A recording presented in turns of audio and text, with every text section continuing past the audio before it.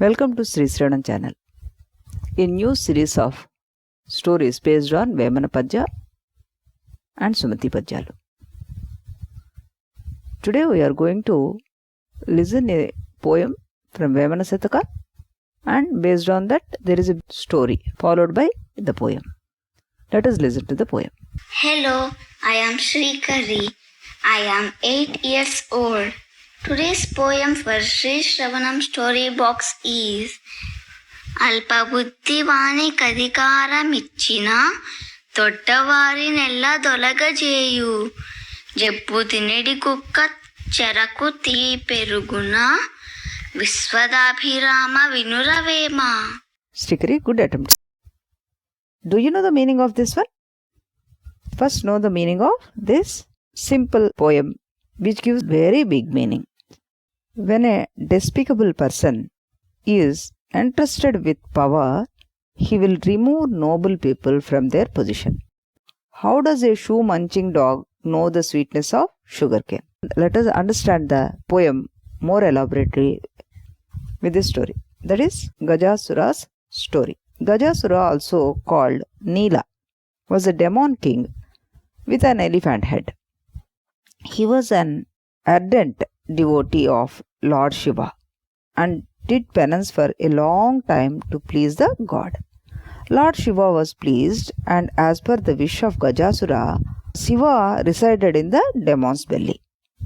Gajasura was overwhelmed with this boon. He wanted to prove his superiority to the world and attacked and occupied all the neighboring kingdoms.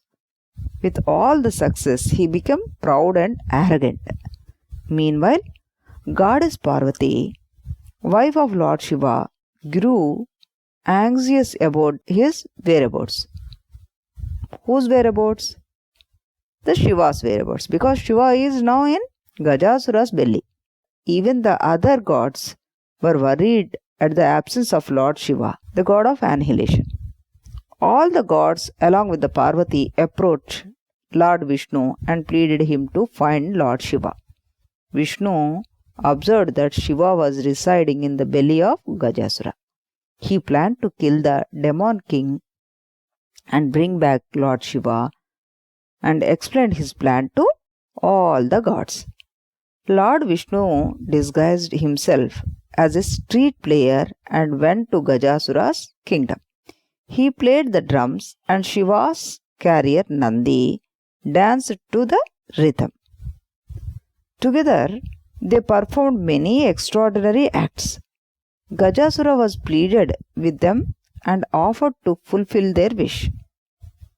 Vishnu immediately said they wanted Lord Shiva.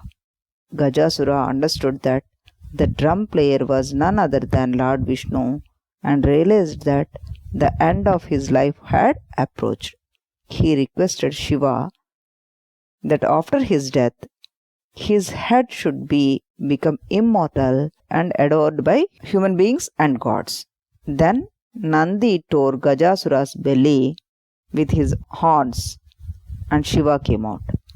To fulfill Gajasura's last wish, Lord Shiva served Gajasura's head and carried it with him. On Mount Kailasa, the abode of Lord Shiva, Parvati started preparation to welcome Shiva. Before taking bath, she created a male child out of dove paste and asked him to guard the place until she completes her bath. When Shiva reached Kailasa and wanted to enter the abode, he was prevented by the boy who had never seen Shiva before. In a fit of anger, Shiva beheaded the boy and entered the abode. Parvati was very happy to see Shiva. During their conversation, the topic of the boy at the door came, and Parvati told Shiva that she had created the boy. Shiva repented for his anger. He put the head of Gajasura on the body of the dead child and brought him back to life. Lord Shiva named the child as Gajanana and blessed him with a boon that the entire world would worship him at the beginning of any auspicious event. Thus, when Gajasura obtained the boon from God, He failed to understand the supremacy of God and foolishly wanted the Lord to stay in his belly. Gajasura misused the boon granted to him and was therefore killed by gods. When the demon realized his fault and pleaded for Lord Shiva's pardon, his head was made sacred to the world, and his skin also owed by Shiva always. That is the bone given to Gajasura. The moral of this story is, a mean-minded person does not know the value of virtuous people. Again, tomorrow we will meet with a good story. Till then, bye-bye.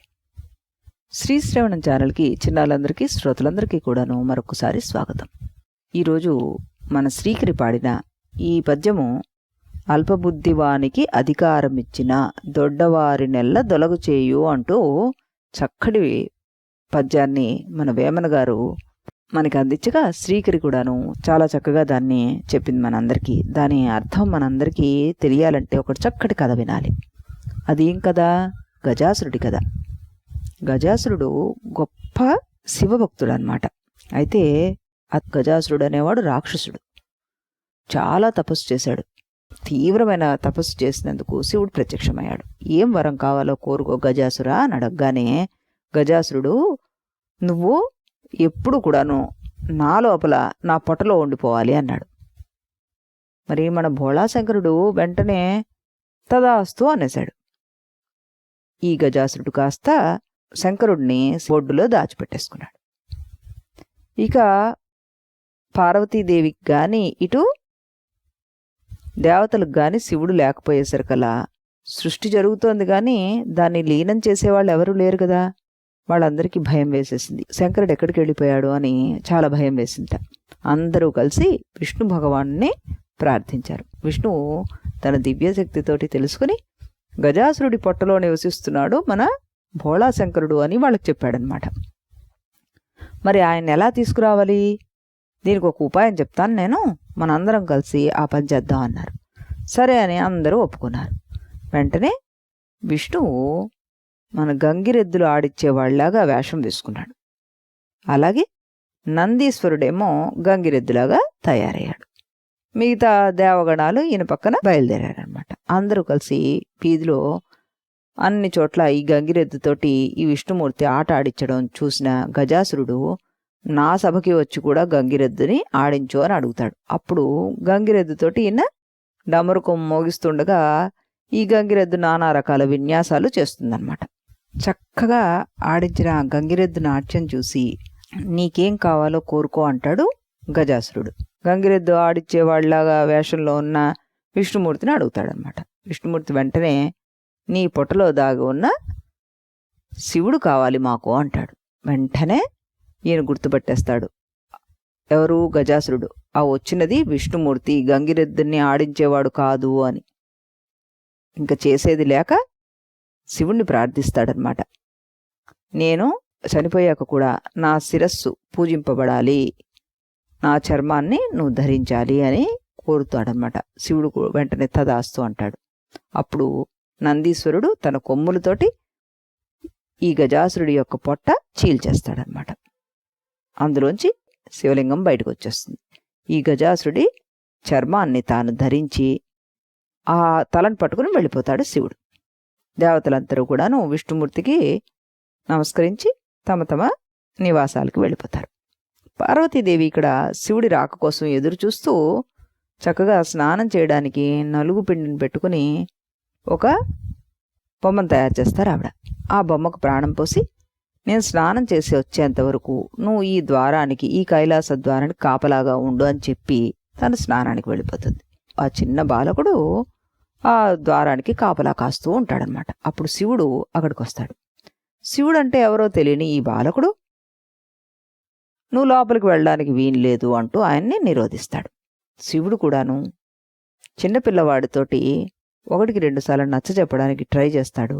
మన బాలకుడు అతన్ని ససమేర లోపలికి వెళ్ళనివ్వను అనేసరికలా కోపం వచ్చిన శివుడు త్రిశూలంతో తల నరికేసి లోపలికి వెళ్ళిపోతాడు. భర్త రాకతోటి ఆనందపడిన పార్వతీదేవి ఆయనతో కూర్చుని సరదాగా కబుర్లు చెప్తూ ఉండగా మాటల మధ్యలో బయట నేను ఒక బాలకుడిని ఉంచాను, నేను నా స్వయంగా నా చేతులతో తయారు చేసి ప్రాణం పోసాను అని చెప్తుంది అనమాట. శివుడు వెంటనే చింతపడిపోతాడు, అయ్యో నేను చంపేశానే ఆ పిల్లవాడిని అని. పార్వతీదేవి రోధిస్తుందనమాట. అప్పుడు ఆయన ఈ గజాసురుడి యొక్క తలను తీసుకొచ్చి ఆ బాలుడి శరీరానికి అతికిస్తాడు. అతికిచ్చి అతనికి ప్రాణం పోస్తాడనమాట. అతన్ని గజానన అని పేరు పెట్టి పిలుస్తారు. గజము యొక్క మొహాన్ని ధరించిన వాడు గజాననుడు. ఈ రకంగా విఘ్నేశ్వరుడికి మరొక పేరు గజాననుడు అని, వినాయకుడు అన్న పేర్లు ఇలా రకరకాలుగా వచ్చాయి కదా. ఈ గజాననుణ్ణే తర్వాత విఘ్నాలకు అధిపతిని చేశాడు కాబట్టి ఆయనకి విఘ్నేశ్వరుడు అన్న పేరు కూడాను వచ్చిందనమాట. ఈ రకంగా గజాసురుడి యొక్క కోరిక తీరింది. ఎల్లవేళలా శివుణ్ణే చూడాలి అని అనుకున్నాడు కదా ఆయన. ఎదురుగుండా ఎప్పుడు పార్వతీదేవి ఒళ్ళో కూర్చుని చక్కగా తన తండ్రి అయిన శివుణ్ణి చూస్తూ ఉండడానికి అతని కోరిక తీరిపోయింది. కాకపోతే ఇందులో మోరల్ ఏంటంటే మనకి ఆయన చాలా చిన్న బుద్ధితోటి ప్రపంచాన్ని అంతటినీ ఏలవలసిన దేవుణ్ణి తీసుకెళ్ళి తన పొట్టలో పెట్టేసుకున్నాడు. అది తప్పు కదా. అంటే ఇంతమందికి కనబడాల్సిన దేవుణ్ణి తన పొట్టలో దాచేసుకోవడం అన్నది మంచి బుద్ధి కాబట్టి అది అల్ప బుద్ధి అని అన్నారు వేమన గారు. మళ్ళీ మనం రేపు ఇంకొక మంచి కథతోటి కలుద్దాం. అంతవరకు సెలవు.